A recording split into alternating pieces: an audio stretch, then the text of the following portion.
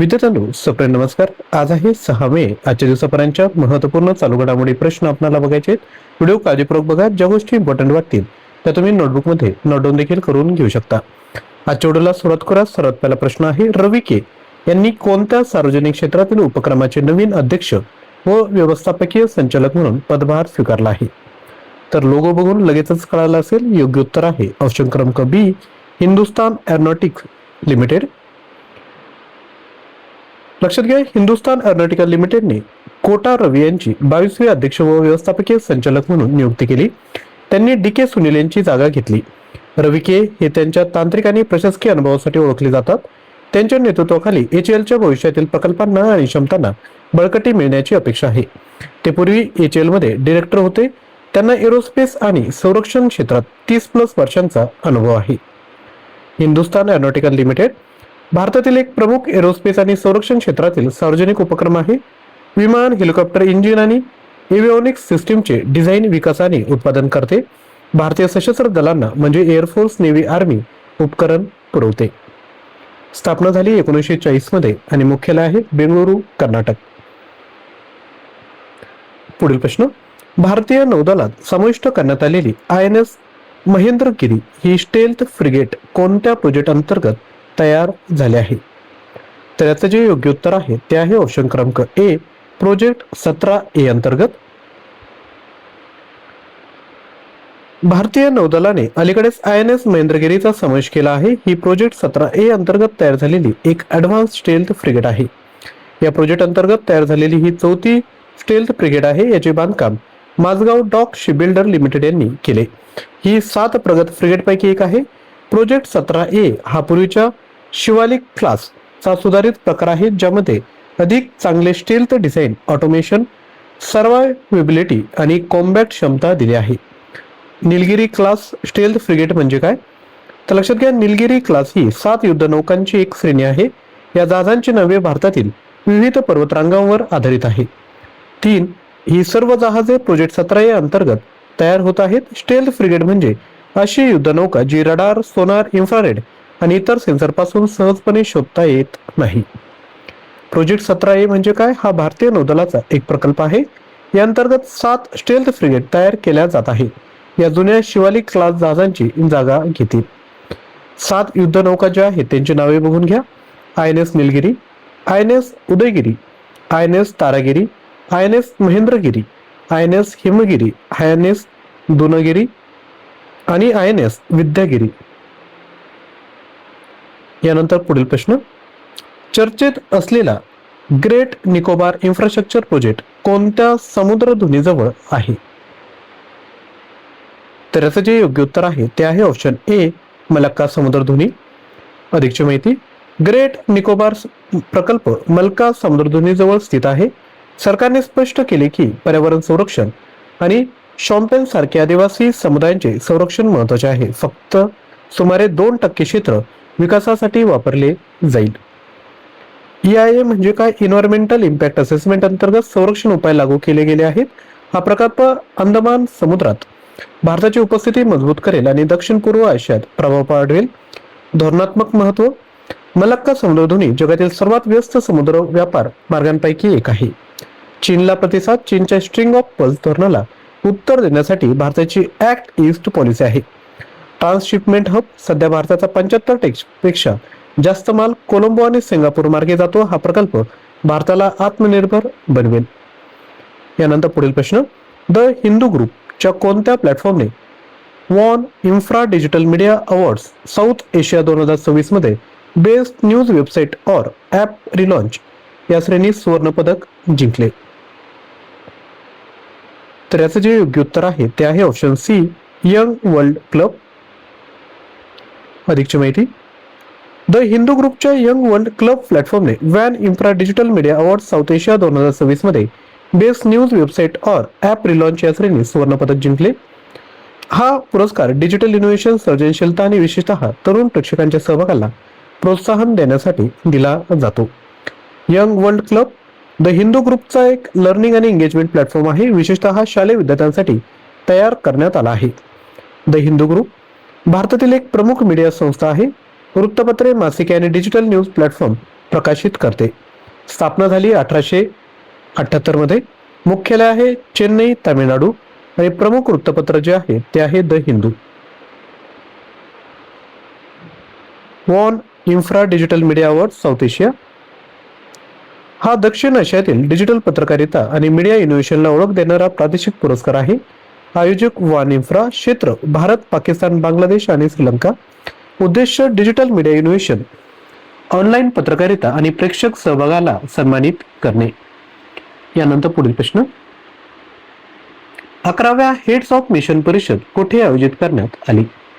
तर ही परिषद आयोजित करण्यात आली नवी दिल्ली या ठिकाणी. परराष्ट्र व्यवहार मंत्रालय यांनी 11वी परिषद आयोजित केली. ही परिषद नवी दिल्लीतील नॅशनल ॲग्रिकल्चर सायन्स कॉम्प्लेक्स येथे झाली. यात जगभरातील भारताचे हेड्स ऑफ मिशन सहभागी झाले. याचा उद्देश भारताची परराष्ट्र नीती, जागतिक धोरणे आणि राजनैतिक प्राधान्यांवर चर्चा करणे आहे. MEA ने परिषदांची सुरुवात 2016 मध्ये केली. हेड्स ऑफ मिशन हे अधिकारी एखाद्या देशाच्या दुसऱ्या देशातील प्रतिनिधित्व करतात. ते त्या देशातील दूतावासचे नेतृत्व देखील करतात. यानंतर पुढील प्रश्न. तेलंगणा सरकारने शिक्षण साहित्याच्या वितरणामध्ये पारदर्शकता आणि जबाबदारी वाढवण्यासाठी कोणती नवीन धोरण सुरू केले आहे? तर याचे जे राईट आन्सर आहे ते आहे ऑप्शन बी, केंद्रीकृत खरेदी धोरण. तेलंगणा सरकारने केंद्रीकृत खरेदी धोरण लागू केले आहे. याचा उद्देश शिक्षण साहित्य वितरणात पारदर्शकता आणि जबाबदारी वाढवणे आहे. यापूर्वी खरेदी वेगवेगळ्या स्तरांवर होत होती, आता ती केंद्रीकृत पद्धतीने केली जाईल. यामुळे भ्रष्टाचार कमी होईल आणि संसाधनांचा कार्यक्षम वापर सुनिश्चित होईल. जुन्या प्रणालीतील अनियमितता कमी करून सर्व विद्यार्थ्यांपर्यंत वेळेवर साहित्य पोहोचवणे हा याचा उद्देश आहे. केंद्रीकृत खरेदी धोरण म्हणजे काय? अशी पद्धत ज्यात सर्व वस्तूंची खरेदी एका केंद्रीय प्राधिकरणाद्वारे केली जाते. यामुळे खर्च नियंत्रण, गुणवत्तेचे मानकीकरण आणि पारदर्शकता वाढते. सरकारी योजनांमध्ये गळती आणि अनियमितता रोखण्यासाठी याचा उपयोग केला जातो. पुढील प्रश्न. ग्लोबल हेपॅटायटिस रिपोर्ट 2026 कोणत्या संस्थेद्वारे प्रसिद्ध करण्यात आला? तर याचे जे योग्य उत्तर आहे ते आहे वर्ल्ड हेल्थ ऑर्गनायझेशन. जागतिक आरोग्य संघटनेने ग्लोबल हेपॅटायटिस रिपोर्ट 2026 प्रकाशित केला. या अहवालानुसार भारत त्या देशांमध्ये आहे जिथे हेपॅटायटिसमुळे मृत्यू जास्त आहेत. जागतिक स्थिती. 2024 मध्ये जगभरात सुमारे 1.3 दशलक्ष मृत्यू हेपॅटायटिसमुळे झाले. त्यापैकी 95% मृत्यू हेपॅटायटिस बी आणि सी मुळे होतात. जग 2030 चे एलिमिनेशन टार्गेट साध्य करण्याच्या दिशेने मागे आहे. हेपॅटायटिस हे यकृताच्या सुजेशी संबंधित आजार आहे. मुख्यतः व्हायरस ABCDE मुळे होतो. संक्रमित अन्न, पाणी, रक्त संपर्क किंवा असुरक्षित इंजेक्शनमुळे पसरतो. दीर्घकाळ राहिल्यास यकृताचे नुकसान, सिरोसिस आणि कर्करोग होऊ शकतो. वर्ल्ड हेपॅटायटिस डे 28 जुलै रोजी साजरा केला जातो. त्यानंतर पुढील प्रश्न. 10वा national summit on innovation and inclusivity कोणत्या कार्यक्रमांतर्गत आयोजित करण्यात आला? तर याचे योग्य उत्तर आहे ऑप्शन बी, राष्ट्रीय आरोग्य अभियान. 10वा national summit on innovation and inclusivity हा नॅशनल हेल्थ मिशन अंतर्गत आयोजित करण्यात आला. Theme innovation and inclusivity in healthcare म्हणजे आरोग्य सेवेत नवकल्पना आणि समावेशकता. मुख्य मुद्दे. हा समिट राज्य आणि केंद्रशासित प्रदेशांमध्ये एक महत्त्वाचा मंच आहे. येथे आरोग्य क्षेत्रातील सर्वोत्तम पद्धती, नवकल्पना आणि समावेशक आरोग्य मॉडेल शेअर केले जातात. याचा उद्देश देशात सुलभ, परवडणारी आणि दर्जेदार आरोग्य सेवा प्रणाली मजबूत करणे आहे. यानंतर पुढील प्रश्न. PAI 2.0 अहवालानुसार किती ग्रामपंचायती फ्रंट रनर श्रेणीत आल्या? तर याचं जे राईट आन्सर आहे ते आहे ऑप्शन डी, 3635. पंचायती राज मंत्रालय PAI 2.0 अहवाल प्रकाशित केला. हा अहवाल देशातील ग्रामपंचायतीच्या कामगिरीचे मोजमाप करतो. ग्रामीण विकास, आरोग्य, उपजीविका आणि प्रशासन या क्षेत्रांमध्ये मूल्यांकन केले जाते. 150 निर्देशांक आणि 230 डेटा पॉइंट्स आधारित मूल्यांकन होते. एकूण 2,59,864 ग्रामपंचायतींनी सहभाग घेतला. त्यापैकी 3,635 ग्रामपंचायती फ्रंट रनर आहेत, तर 1,18,824 या परफॉर्मन्स श्रेणीत आहे. कोणतीही पंचायत अचिव्हर A+ मध्ये नाही. तर अशा पद्धतीने एकूण 10 प्रश्न बघितलेत. आता कालच्या व्हिडिओतील जे प्रश्न आहेत त्यांचे रिव्हिजन करूया. बने मेनाशे समुदाय प्रामुख्याने भारतातील कोणत्या राज्यांमध्ये आढळतो? तर याचं योग्य उत्तर आहे ऑप्शन डी, मिझोराम आणि मणिपूर. पुढील प्रश्न, कोणत्या संस्थेने मिशन मोसम अंतर्गत महाबळेश्वर येथे एक्स बँड डॉपलर हवामान रडार स्थापित केले आहे? तर याचं योग्य उत्तर आहे ऑप्शन बी, भारतीय उष्णकटिबंधीय हवामान संस्था, पुणे. पुढील प्रश्न, त्रिशूर पुरम उत्सव प्रामुख्याने कोणत्या राज्यात साजरा केला जातो? तर याचं जे योग्य उत्तर आहे ते आहे ऑप्शन ए, केरळ. पुढील प्रश्न, सियांग अप्पर बहुउद्देशीय प्रकल्प कोणत्या राज्यात स्थित आहे? उत्तर आहे ऑप्शन ए, अरुणाचल प्रदेश. पुढील प्रश्न, सहयोग पोर्टलसाठी कोणते मंत्रालय नोडल प्राधिकरण आहे? उत्तर आहे ऑप्शन बी, गृह मंत्रालय. पुढील प्रश्न, अलीकडेच बातम्यांमध्ये दिसलेली नोयल नदी ही कोणत्या नदीची उपनदी आहे? उत्तर आहे ऑप्शन डी, कावेरी नदी. पुढील प्रश्न, अलीकडेच बातम्यांमध्ये दिसलेला निलगिरी ताहर कोणत्या प्रदेशात स्थानिक आहे? याचं योग्य उत्तर आहे ऑप्शन क्रमांक बी, पश्चिम घाट. पुढील प्रश्न, प्रधानमंत्री राष्ट्रीय बाल पुरस्कार कोणत्या मंत्रालयाकडून दिला जातो? तर याचं योग्य उत्तर आहे ऑप्शन सी, महिला आणि बाल विकास मंत्रालय. पुढील प्रश्न, अलीकडेच बातम्यांमध्ये दिसलेले पोम्पई शहर कोणत्या देशात आहे? तर याचं जे योग्य उत्तर आहे ते आहे ऑप्शन क्रमांक ए, इटली. यानंतर पुढील प्रश्न, पंचायत प्रगती निर्देशांक PAI 2.0 कोणत्या मंत्रालयाने प्रसिद्ध केला?